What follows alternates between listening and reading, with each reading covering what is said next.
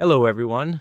The question is 27 divided by 3, bracket 3 plus 3 plus 3.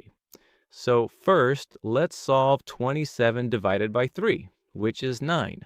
Now, inside the bracket, 3 plus 3 plus 3 is 9. Now, bracket means multiplication, so 9 times 9. According to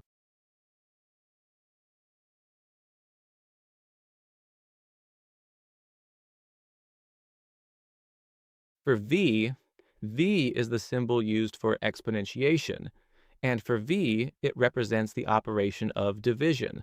The number 1 stands for addition. So according to the section, now let's solve 27 divided by. According to Bandaru, the number 35 is calculated as 3 plus 3 plus 3, which equals 9.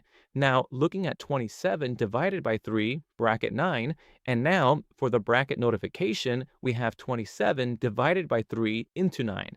Now, we will check the equation from the left side because division and multiplication are considered to have the exact same level of mathematical precedence. So, we will proceed by solving whichever operation appears first as we move from the left to the right, dealing with the first and second parts accordingly. 27 divided by 3. 3 into 27.